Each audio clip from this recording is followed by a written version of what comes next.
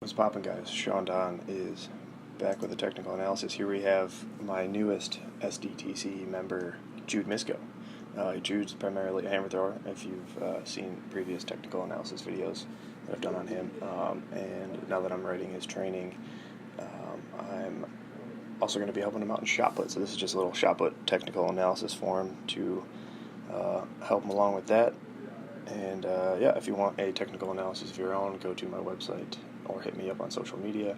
My website is www.seandonley.biz. Go to the services pages. I have two options now: a $15 technical analysis in depth like this, or a $5 60-second Instagram technical analysis. Or if you are interested in throws programming, lifting program, throws coaching, whatever it might be, once again, go to my website, check out my services.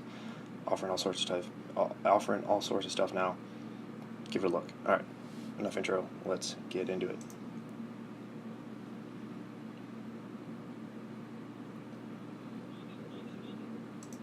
All right, so overall, pretty solid. I think Jude said his PR was just under 14 meters with a shot, shooting for 50 feet this year, 15-25. I think that's possible because your technique is not too far off. But so breaking it down, the way I think about shot put and disc is kind of the way I think about hammer as well. Very right side and left side of the body, rather than upper and lower. And I guess I learned shot and disc before I learned hammer, and so I guess my hammer is based off of what I learned in shot and disc. And then now that I've learned even more in hammer, I've learned that it applies just as much to shot and disc. So breaking it down, so your windup is nice. I would say try to load the right side just a little bit more, like a more bent right leg.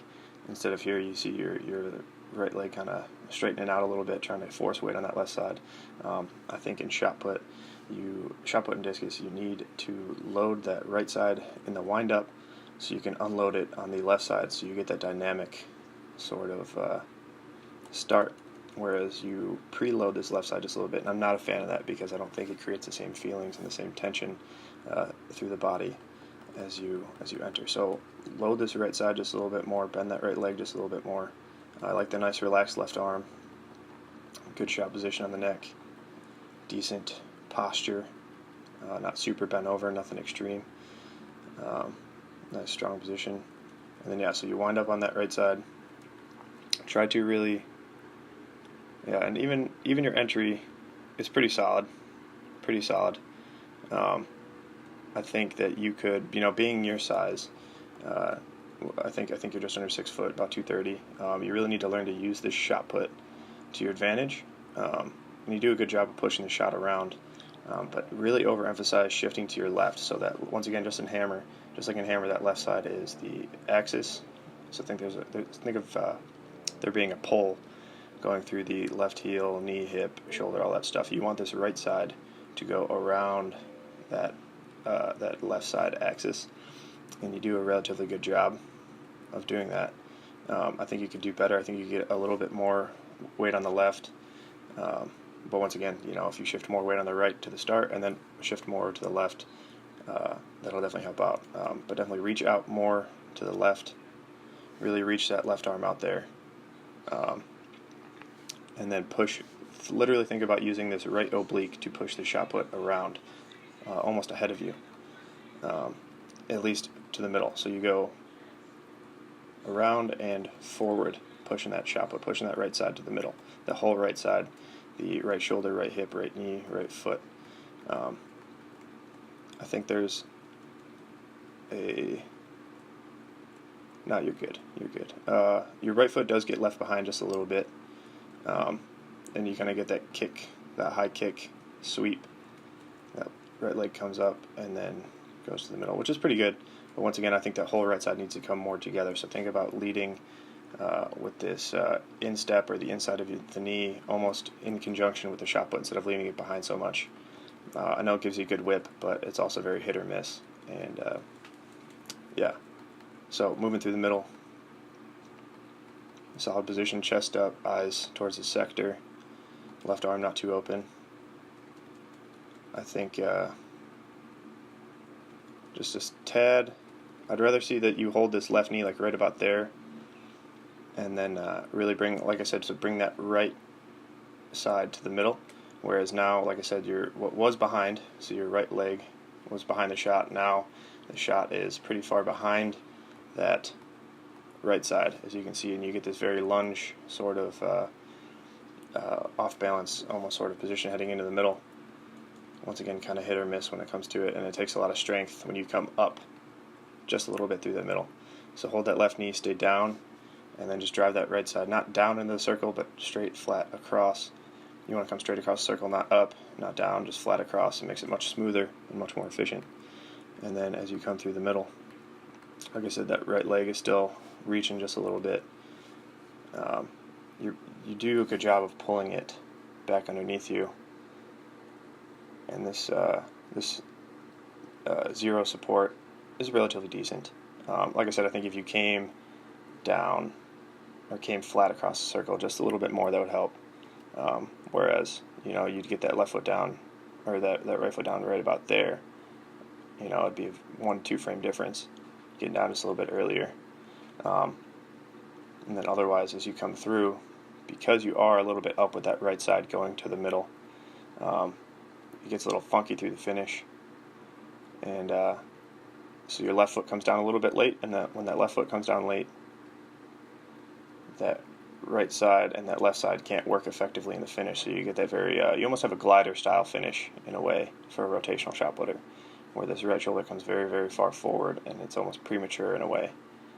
And I think you'd have a much stronger left side. So back to come through the middle, whole right side to the middle, get down a little bit earlier. Your shoulders are, I don't know, not bad. I'd say try to be a little bit more level with your shoulders and more level with your hips. Once again, just trying to make the throw more efficient. The more off axis you get, or the more tilted you get through the throw, the more strength you'll need, and the harder it is for little guys like us to throw shot put far. So level out those shoulders a little bit. Think about even keeping that left arm up and out rather than down, which is, for you, it's not even that dramatic. But if you get to this position right here and your left arm's just a little bit higher and your shoulders are a little bit more level and your chest a little bit more up, it's going to make things much more efficient. And then, so once again, main problem is you come up through the middle, and then this left foot comes down just a little bit late. And so by the time that left foot comes down, this left side's already open, and your double support is not very long. So as you come through the middle, if you level out that movement to the middle, that'll get that left foot down faster. Left foot down faster means this left foot down will get down right about probably there. Once again, 2 frame, 3 frame difference makes all the difference between 13 meters and 14 or 15 meters even. So get that left foot down, hold that left arm back just a little bit, not artificially, but if you just can get down with that left side a little bit more wrapped, I think that would be good. And then once that left foot comes down, strong left side, so pull that left arm across, flat across, and push the ball straight out. What you're lacking right here is a strong left side, and as you come down in the finish, that left leg straightens out entirely. I'm a big proponent of a bent leg finish, so that means like as you come through, this left foot gets down. You can even think about grounding your heel, kind of like Justin Rhodey. I never quite did that because I found it odd, but it's a good thing to practice. If you want to do some warm-up drills, getting that left heel down, or even doing your stand throws, get that left heel down and bent left leg. So when it comes to a block side, I think this is more, it's not ideal. Left leg straightens out and pushes a lot of force away from the finish. So this left side pushes back and this right side pushes out, and it kind of cancels itself out effectively. Whereas if you keep this left leg bent, pull that left side around flat, and try to get forward onto that left leg when you finish. The more weight you have on the left leg in the finish, the better it's going to be. It's kind of like a slingshot. This left side pulls forward while the right side stays back, and then boom, slingshot effect out. Whereas right now you're kind of you get that separation, but then you dissipate some of it with that left leg straightening and that left side pulling back so much. So grounded left leg finish, bent left leg, get more forward before you finish. Think about getting that left heel down, try it out. It probably feels weird. and then just try to stay much more patient through the finish. Once this left foot comes down, you just need to wait, and then eventually finish. And this looks like this throw goes down the sector, maybe even a little bit down the left sector line. But the more patient you can be in the finish, I think doing some non-reverse drills would be good for you, or even doing some heavy like half turns or stand throws, just to really learn to work your legs and hips and core, and learn that left side movement and stay grounded through the finish. And then otherwise, yeah. But overall, pretty solid. Cheeky little save there. Yeah, I think just some minor tweaks. Some minor tweaks could go a long way. Just becoming a little bit more efficient in each position adds a hell of a lot of distance. And then, yeah, definitely just more level out of the back, level to the middle, level through the finish is going to increase your efficiency a ton. So, cool. All right, so there you go, Jude. Hopefully, you know what I'm talking about. If you got any questions, let me know. And if anybody watching this has any questions, comment down below. Let me know, and I'll answer. Or hit me up on social media.